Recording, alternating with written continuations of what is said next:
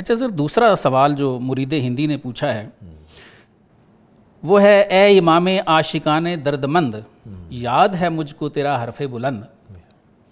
اور وہ حرف بلند کیا ہے جو علامہ فرماتے ہیں کہ مجھے یاد ہے، جس کے بارے میں بطور خاص پوچھنا چاہ رہے ہیں، وہ ہے خشک مغز و خشک تار و خشک پوست. فرماتے ہیں کہ رباب کا مغز بھی خشک ہو چکا ہے، اس کے تار بھی خشک ہو چکے ہیں، اس کا پوست بھی خشک ہو چکا ہے.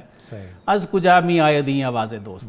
لیکن یہ دوست حقیقی کی آواز اس میں سے رباب سے کیسے آتی ہے؟ ایک تو علامہ یہ پوچھتے ہیں. دوسرا ساتھ فرماتے ہیں، دور حاضر مست چنگ و بے سرور، کہ دور حاضر بھی چنگ سنتا ہے، ساز سنتا ہے، لیکن وہ بے سرور ہے، بے ثبات و بے یقین و بے حضور. بے ثبات بھی ہے، بے یقین بھی ہے، بے حضور بھی ہے. کیا خبر اس کو کہ ہے یہ راز کیا، دوست کیا ہے، دوست کی آواز کیا. کہتے ہیں ان کو تو ازلی جو مالک ہے، ازلی دوست ہے، اس کی کوئی خبر نہیں، اور اس کی آواز کے بارے میں یہ کیا جانیں گے. پھر ایک بات فرماتے ہیں، آہ یورپ با فروغ و تابناک. آتے ہیں، ہائے یورپ کا حال دیکھیں کہ وہ اس تمام ترقی اور تابناکی کے باوجود نغمہ وہ بھی سنتا ہے، نغمہ اس کو کھینچتا ہے سوئے خاک، لیکن اس کو وہ نغمہ جو ہے وہ زمین کی طرف یا مٹی کی طرف کھینچتا ہے. جبکہ باقی جو اہل اللہ ہیں یا مسلمان ہیں وہ اگر سنتے ہیں تو ان کو اس میں سے دوست کی آواز آتی ہے. تو سر یہ فرمائیں کہ رباب سے دوست کی آواز کیسے آتی ہے، اور اہل مغرب کا یا اہل یورپ کا جو علامہ فرما رہے ہیں کہ ان کو یہ نغمہ مٹی کی طرف کھینچتا ہے، یہ کیسے ہے سر؟ پہلے تو جواب لیتے ہیں پیر رومی کا اپنا، پھر اس کی وضاحت کی طرف جاتے ہیں. اور مختصر اس کے ساتھ جو پچھلا سوال ہے اس پورے سوال میں دیکھیں کہ اصل میں تو یہ جو سما اور یہ لحن داؤدی اور ایک بطور معجزہ نبی کے اندر آیا، اور پھر آگے صحیح بخاری کے اندر بھی جو ہے وہ اوبی ماہو والطیر والی بات، یا جبال اوبی ماہو والطیر والی، بخاری کی پہلی جلد میں. بالکل. تو اب یہ وہ چیزیں ہیں جو پورا ایک اپنا بیک گراؤنڈ رکھتی ہیں کہ اس آواز کے اندر بھی اللہ تعالیٰ وہ لطافتیں اور لذت پیدا کرتا ہے کہ وہ بالآخر نہ صرف انسان کو بلکہ دیگر جو فطرت کے قوامیس ہیں ان کو بھی اللہ تعالیٰ کی جانب لے کے جاتی ہے. بالکل ایسے. اور اصل میں یہ جو مقصود ہے، بابا فرید گنج شکر رحمۃ اللہ علیہ نے بڑا پیارا اس پہ کلام فرمایا ہے سما پہ. آپ فرماتے ہیں کہ عوام الناس تو اس کو حرام کہتے ہیں، تو فرماتے ہیں بعض لوگ تو اس راستے سے فنافذات تک پہنچ گئے ہیں ایسے ہی، اور بعض ابھی پوچھتے پھر رہے ہیں کہ یہ حلال ہے یا حرام ہے. اصل مقاصد کی بات ہے، وہ یہی بتا رہے ہیں کہ یہ جو مغرب ہے اس نے ان چیزوں سے تن کی لذتیں لی ہیں اور وہ کثافت کو غالب کیا ہے، تو ان کا کیا ہے، نغمہ اس کو کھینچتا ہے سوئے خاک. وہ نفس کے لیے سنتے ہیں، نفس کے لیے سنتے ہیں. اور جس نے اس نفس کو اللہ کی راہ کی جانب نفس امارہ، لوامہ، مطمئنہ تک کے درجات طے کر لیے ہیں، وہ بالآخر مقصود اللہ تعالیٰ کی ذات کو رکھتے ہیں، اور ان کی کثافت نہیں، وہ کثافت پہ اپنی لطافت کو لے کر آتے ہیں، اور روح لطیف پھر انہیں وہ پرواز کرواتی ہے اور وہ قرب عطا کرتی ہے، سوز و گداز ملتا ہے اس کے بعد. اور اسی طرح ہم اگر مثنوی میں دیکھیں، ایک بات تھوڑی سی کر لیتے ہیں یہاں پہ، وہ بڑا عام ایک لوگ جو کسی سے پوچھیں نا، چونکہ یہ ایک ڈیبیٹیبل چیز ہے، تو بعض لوگ یہ کہتے ہیں کہ جی یہ معاملہ جو قوالی کا ہے یا سما کا ہے یہ ہندوستان سے شروع ہوا ہے اور خواجہ صاحب نے شروع کیا ہے. جبکہ حدیث شریف میں اگر آپ دیکھیں بخاری میں، تو یہ جو حدیث شریف ہے، یا جبال اوبی ماہو والطیر، تو یہ حضرت خواجہ معین الدین سے شروع نہیں ہوا، یہ تو حضرت داؤد علیہ السلام سے اس کی لحن داؤدی جو ہے، حدیث سے ہمیں اس کی ابتدا جو ہے وہ بھی نظر آتی ہے. تو آپ پہاڑوں میں چلے جاتے، اور وہاں پہ آپ صلی اللہ علیہ وسلم نے فرمایا کہ اللہ نے پہاڑوں اور پرندوں کو حکم دیا کہ آپ بھی اس کے ساتھ مل کے میرے داؤد کے ساتھ ہوگا. دیکھیں کہتے تو وہی بات پیر رومی نے جو کہا نا، برسمائے راست ہر کس چیز نیست، کہ صحیح سما سننے پہ ہر شخص قادر ہی نہیں ہے. تو میں ہر مرغہ کے انجیر نہیں، اس لیے کہ ہر پرندہ انجیر تھوڑی کھاتا ہے. دیکھیں انجیر جو ہے ایک خوشنما خوشبودار ایک پھل ہے، لیکن وہ ہر پرندے کی غذا نہیں ہے. تو یہی بات ہے کہ سما بذات خود جو ہے نا، اس کا تو اصل میں سننے والے پہ ہے کہ وہ کیسا ہے، اس کا ظرف کیسا ہے، اور وہ کس طرف ڈائریکشن میں لے کے جاتا ہے. نفس کے لیے سنو گے تو حرام ہے، ٹھیک ہے جی. اللہ کے لیے سنو گے، حضور صلی اللہ علیہ وسلم کی نعت سنو گے، منقبت سنو گے، حمد سنو گے، تو وہ تو سنت ہے حضرت داؤد علیہ السلام. بالکل. یہ جو جوابات ہیں یہ تو بڑے سمرائز کر کے دیے ہیں نا پیر رومی کی زبان سے حضرت اقبال نے کہلوائے ہیں. ہم مثنوی میں ہی دیکھتے ہیں تو آج سے 700 سال پہلے اس چیز کو بڑی عمدگی کے ساتھ مثنوی میں یہ جتنی باتیں آپ نے لحن داؤدی کی حدیث کی ان کو ریفر کیا ہے مولانا جلال الدین رومی نے اپنے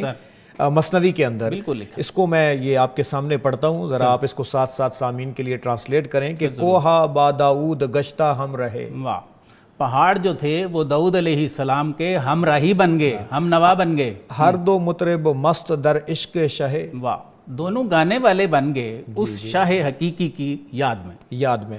آگے یا جبالو اوبی ما ہوا تیر، وہ اس کے جو ہے وہ ریفر کیا ہے اوبی اور آمدہ۔ واہ، یہ خطاب آیا اللہ تعالیٰ کی طرف سے کہ اے پہاڑوں اور پرندوں داؤد کے ساتھ مل کے گاؤ۔ ہر دو ہم آواز و ہم پردہ شدہ، تو دونوں ہم آواز ہو گئے اور ہم پردہ ہو گئے، ہم پردہ ہو گئے۔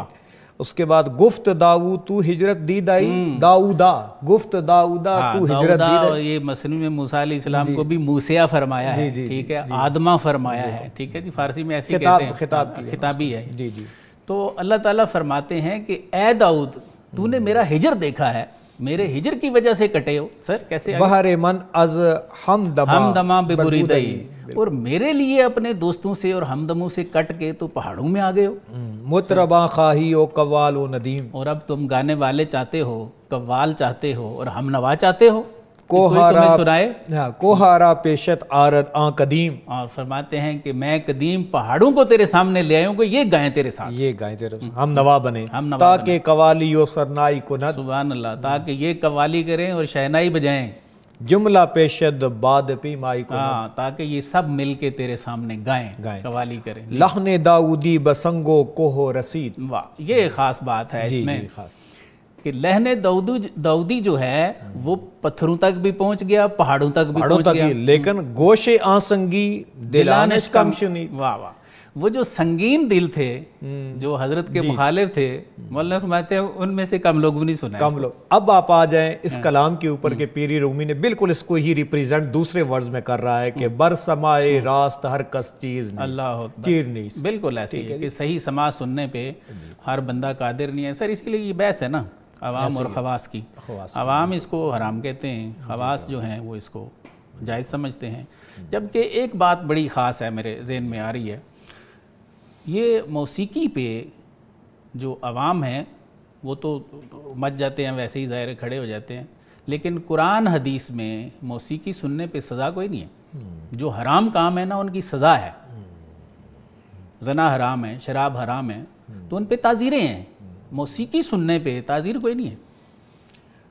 ایکچولی اس میں تھوڑا سا فرق کرنا عصر حاضر کی یہ جو موسیقی کے معاملات ہیں اور جو اچھا بعض وہ اس میں وہ مجھے یاد آ گیا، وہ کہتے ہیں وہ سیسا پگھلایا ہوا ڈالا جائے گا، یا بعض یہ کہتے ہیں کہ یہ میں آلات موسیقی کو توڑنے کے لیے آیا ہوں۔ یہ ساری ضعیف حدیثیں، جو ایک چیپٹر ہے نا پورا حدیث میں، باب الغناء والدف، یہ اس میں سائستہ، اس میں ایسی کوئی بھی حدیث شامل نہیں ہے۔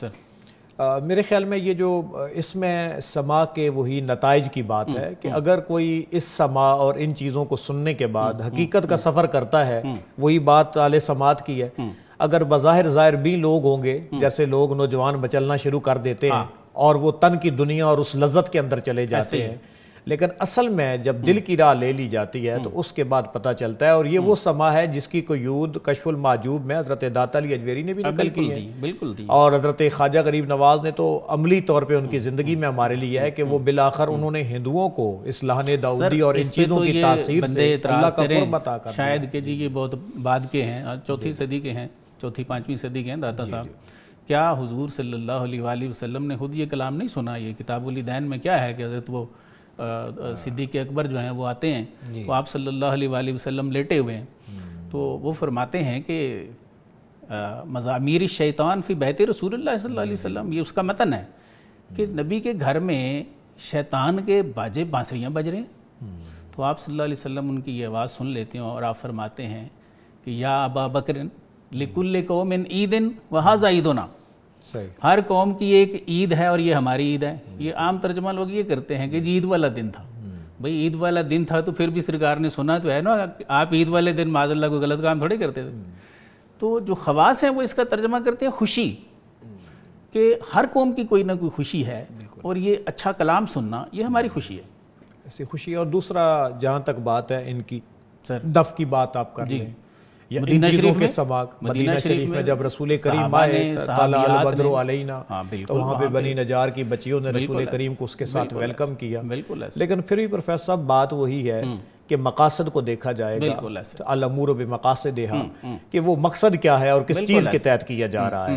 کلیتاً ایک ایبسلوٹ فارم کے اندر معاصر جو آپ کے اس وقت سما ہے یا ان چیزوں کو اگر جواز یا ایسی چیز دی جائے تو اس کی ڈائریکشن بالکل ڈیفرنٹ ہے. لیکن یہاں پہ پھر وہی بات آ جاتی ہے جو جواب مولانا روم نے دیا ہے کہ ہر ایک کے لیے نہیں ہے. صحیح, یہ وہی جو خاص ہے کہ جن کو بالآخر یہ کثافتوں کو پیچھے کر کے لطافت کے ساتھ یہ اللہ کا قرب عطا کرتا ہے, یہ ان خواص کے لیے بات ہے, عوام والی, اور وہ نفس کے لیے نہیں سنتے. نفس کے لیے نہیں سنتے.